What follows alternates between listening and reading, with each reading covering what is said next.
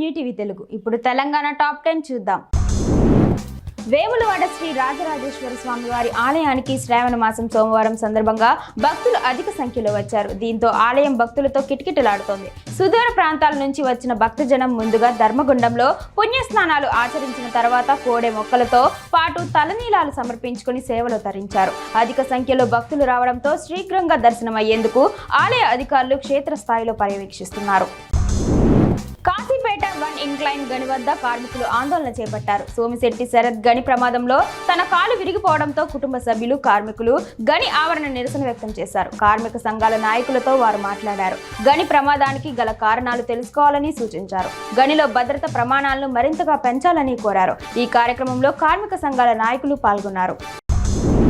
కర్ణాటకలోని TB dam గేట్ల మరమ్మతు కారణంగా అన్ని గేట్లు తెరవడంతో జోగులాంబ గద్వాల్ జిల్లా 5 మండలం పులికల్ గ్రామ సమీపంలోని తుంగభద్ర నది వరద నీటితో పరవళ్లు తొక్కుతోంది. ఉదయం నుంచి నది 2 ఒడ్డులను తాకుతూ ప్రవహిస్తోంది. 3 అడుగుల మేర నీరు పెరిగితే పంట పొలాల్లోకి వరద జలాలు చేరే అవకాశం ఉంది. ప్రస్తుతం రైతులు నదిని చూసేందుకు వరుస కట్టారు.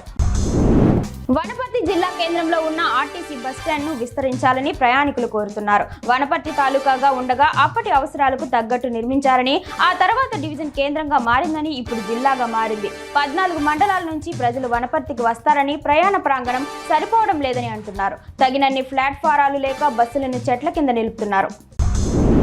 సీతారామ సీతమ్మధార ప్రాజెక్టులతో భద్రాద్రి కొత్తగూడెం జిల్లా రైతులకు ఉపయోగం లేకుండా పోతుందని, చుక్క నీరు కూడా సాగుకు అందదని తెలంగాణ రైతు సంఘం జిల్లా ప్రధాన కార్యదర్శి ముత్యాల విశ్వనాథం ఆవేదన వ్యక్తం చేశారు. పాల్వంచ చండ్ర రాజేశ్వరరావు భవన్లో జరిగిన సమావేశంలో ఆయన మాట్లాడుతూ సీతారామ ప్రాజెక్టు ద్వారా భద్రాద్రి జిల్లా పంట పొలాలకు సాగునీరు అందించాలని డిమాండ్ చేశారు. వనపర్తి జిల్లా ఆత్మకూరు మండలం ప్రియదర్శిని జూరాల ట్యాంక్ 3 వారాలుగా కొనసాగిన వరద జోరు తగ్గుముఖం పట్టినట్లు అధికారులు తెలిపారు. ప్రాజెక్టుకు 34,000 క్యూసెక్కుల ఇన్ఫ్లో ఉండగా ఉదయం 3 గేట్లను ఎత్తి 61,098 క్యూసెక్కుల వరదను దిగువకు విడుదల చేస్తున్నట్లు తెలిపారు. పూర్తి స్థాయి నీటి మట్టం 318.516 మీటర్లు కాగా ప్రస్తుతం 318.030 మీటర్ల నీరు నిల్వ ఉంది. జూరాల అందాలు తిలకిస్తూ పర్యాటకులు సందడి చేస్తున్నారు. వైద్య రంగంపై ప్రభుత్వం నిర్లక్ష్యం వహిస్తుండటంతో ఖమ్మం జిల్లాలో విష జ్వరాలు విజృంభిస్తున్నాయని సిపిఎం జిల్లా కార్యదర్శి నున్నా నాగేశ్వరరావు అన్నారు. హైదరాబాద్ తర్వాత జిల్లాలోనే అత్యధిక డెంగీ కేసులు నమోదవుతున్నా మెరుగైన వైద్య సేవలు అందడం లేదని తెలిపారు. ఖమ్మం సిపిఐ కార్యాలయంలో జరిగిన సమావేశంలో మాట్లాడారు. జిల్లాలో 300 మందికి డెంగీ నిర్ధారణ కాగా అనధికారికంగా వేలల్లో కేసులు ఉన్నాయని చెప్పారు. నియోజకవర్గంలోని ప్రభుత్వ పాఠశాలలకు గ్రామాల నుంచి వచ్చే పేద విద్యార్థులకు రాఘవ ఫౌండేషన్ ద్వారా ఉచితంగా సైకిళ్లు అందిస్తామని మంత్రి పొంగులేటి శ్రీనివాసరెడ్డి తెలిపారు. అంతేకాకుండా అన్ని స్కూళ్లలో ఆర్వో వాటర్ ప్లాంట్లు ఏర్పాటు చేస్తామన్నారు. కూసుమంచిలోని క్యాంప్ కార్యాలయంలో ఆయన ఎంఈఓలు, జూనియర్ కళాశాలల ప్రిన్సిపల్లు, ప్రభుత్వ పాఠశాల హెచ్ఎంలతో సమావేశమయ్యారు. అధికారులకు పలు సూచనలు చేశారు.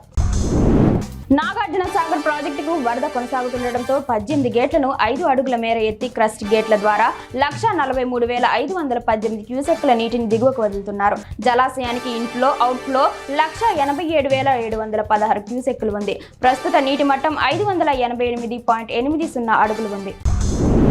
సంగారెడ్డిలోని జిల్లా కోర్టు పక్క రోడ్డున కల్వర్టు ప్రమాదకరంగా మారింది. కల్వర్టు సగం కూలిపోవడంతో వాహనదారులు తీవ్ర ఇబ్బంది పడుతున్నారు. కూలిన కల్వర్టులో వాహనాలు పడి తరచుగా ప్రమాదాలు జరుగుతున్నాయని స్థానికులు ఆవేదన వ్యక్తం చేశారు. మున్సిపల్ అధికారులు స్పందించి కల్వర్టుకు మరమ్మతులు చేయించాలని కోరుతున్నారు.